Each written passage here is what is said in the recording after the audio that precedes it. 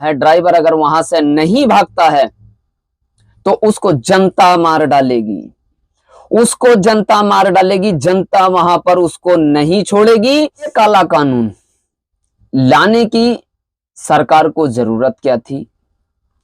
और जब जरूरत थी तो फिर ड्राइवर के भविष्य के बारे में क्यों नहीं सोचा? एक्सीडेंट करके भागने वाले को अब होगी 10 साल की जेल। जी हां दोस्तों, आपने बिल्कुल सही सुना है दोस्तों।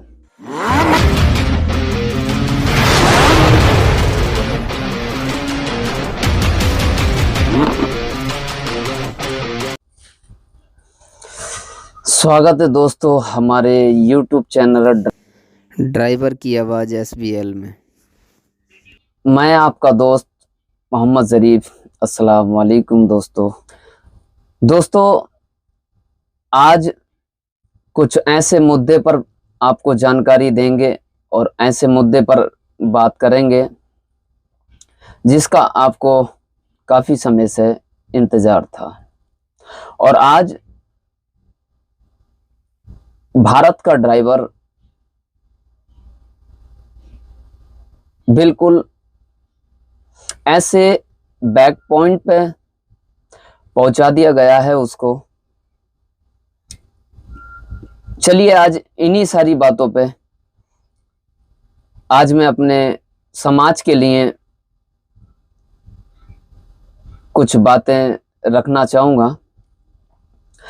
जैसे कि दोस्तों आप सभी को पता है कि हमारे देश के गृह मंत्री अमित शाह जी ने अभी एक बयान जारी किया है और वो ड्राइवरों को लेके एक ऐसा काला कानून लाने की कोशिश में है। फिलहाल अभी वो लागू नहीं हुआ है, लेकिन वो क्या है आज मैं आपको विस्तार से बताऊंगा और बने रहें आप हमारे साथ। दोस्तों हम वही दिखाते हैं खबर जिस पर होती है जनता की नज़र। तो आप जनता की नज़र के साथ बने रहें, बहुत कुछ आपको यहाँ से प्राप्त होगा। जैसे कि दोस्तों रोड एक्सीडेंट करके भागने वाले को अब होगी 10 साल की जेल। जी हां दोस्तों, आपने बिल्कुल सही सुना है दोस्तों। एक्सीडेंट करके भागने वाले को होगी अब 10 साल की जेल अगर भाग जाता है तो, और 5 लाख रुपए का उसको जुर्माना भी भरना पड़ेगा मेरे साथियों। अब सवाल यहां यह बनता है कि अमित शाह जी ने जो ये काला कानून लाने की कोशिश की है, हम इस कानून से सहमत हैं, लेकिन हमारे कुछ सवाल हैं अपनी सरकारों से। वो सवाल क्या है आज मैं आपको वही बताने जा रहा हूं। और दोस्तों इससे पहले मैं अपनी बात शुरू करूं तो एक बार मैं आपको बता देता हूं, अगर आप भाई अगर हमारे चैनल पर नए हैं तो हमारे YouTube चैनल काला कानून लाने की सरकार को जरूरत क्या थी? और जब जरूरत थी तो फिर ड्राइवर के भविष्य के बारे में क्यों नहीं सोचा? आपको एक जानकारी मैं बता देता हूं, आप नोट करिए। आज 10 साल हो गए ऑयल ड्राइवर कल्याण संघ भारत को संघर्ष करते हुए। भारत के अंदर ऐसा कोई मंत्री, ऐसा कोई कार्यालय, ऐसा कोई विधायक, ऐसा कोई विद्यालय मतलब संसद भवन नहीं छोड़ा है, ऐसा कोई उच्च कार्यालय नहीं छोड़े हैं जहां पर क्या ऑयल ड्राइवर कल्याण संघ भारत ने अपने ड्राइवर की परेशानी को वहां पर लेकर लेटर पैड नहीं दिए हैं।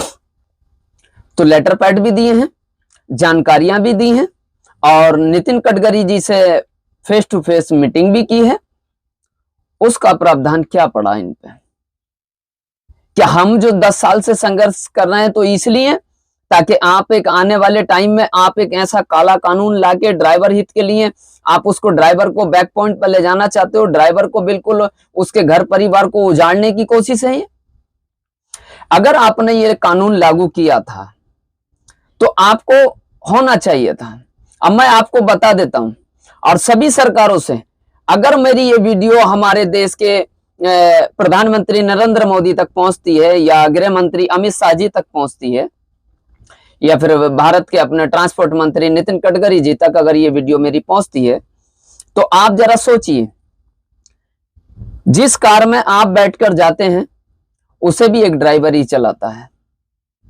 क्या आपके इस कानून को सुनकर क्या आपका ड्राइवर आपकी गाड़ी चलाना मंजूर करेगा या आपकी नौकरी से इस्तीफा देना मंजूर करेगा? यह आपके लिए एक बहुत बड़ा सवाल है। दूसरी चीज, कोई भी है, हर इंसान, हर व्यक्ति को आजकल सभी को गाड़ी की जरूरत है और हर इंसान को एक ड्राइवर की भी जरूरत है। तो ड्राइवर के साथ ये सौतेला व्यवहार किया जा रहा, ड्राइवर के आने वाले भविष्य को उजाड़ा जा रहा। अगर आपको ये लागू कानून करना था, हम आपके कानून से सहमत हैं, लेकिन सहमत तब होते जब आप ड्राइवर के सम्मान में कोई फैसला लिया होता। आपको अगर ये फैसला लाना था कि एक्सीडेंट हादसे में अगर कोई भाग जाता, आपको अगर ये कानून लाना था कि अगर कोई भाग जाता तो 10 साल की सजा, तो आपको उसके पलटवार में ही मैं आपको बता देता हूं कि अगर ड्राइवर का एक्सीडेंट हो जाता है, ड्राइवर अगर वहां से नहीं भागता है तो उसको जनता मार डालेगी, उसको जनता मार डालेगी, जनता वहां पर उसको नहीं छोड़ेगी। और मुझे बड़ी शर्म के साथ आज ये कहना पड़ रहा है कि आंध्र प्रदेश के अंदर एक ड्राइवर से एक्सीडेंट हो जाता है, किस तरीके से उन दरिंदों ने, मैं आपको आज उसकी क्लिप भी दिखाने की कोशिश करूंगा, आप मेरे साथ वीडियो में बने रहिए। किस तरीके से उन्होंने पहले उसको वैसे मारा, उनका वैसे नहीं अगर मन भरा तो उन्होंने एक ऑटो के पीछे बांधकर रस्सी उसका मुंह बांधकर जब मारा, कितनी बेरहमी से मारा। जब तो आपका ये कानून भी लागू नहीं था, आपने ये भाषण भी नहीं दिया था, तब से ये ड्राइवरों के साथ इस तरह के शोषण होते हैं। और जब आप इस काले कानून को अगर लाना चाहते हो तो आप भारत के ड्राइवर को बिल्कुल नस्लो नाबूद करना चाहते हो। ड्राइवर को अगर आपको ये कानून ही लाना है तो बंद कर दीजिए, ये आप आईटी ऑफिस कर दीजिए, भारत के 22 करोड़ चालक के लाइसेंस रद्द कर दीजिए, बिल्कुल नहीं चलानी हमें गाड़ी। अरे गाड़ी से बेहतर तो हम अपनी किसी की नौकर मेहनत मजदूरी करके अपने बच्चों का पेट पार लेंगे, 2 वक्त की रोटी अपने बच्चों के साथ में बैठ के सुकून से खा लेंगे हम। नहीं चाहिए हमें आपके ऐसे काले कानून, नहीं चाहिए हमें आपका लाइसेंस। कर दो, इस लाइसेंस को रद्द कर दो, 22 करोड़ चालक के लाइसेंस को रद्द कर दो। नहीं चाहिए हमें ट्रांसपोर्ट सेक्टर बिल्कुल भी। आगे दोस्तों मैं आपके साथ इन्हीं बातों के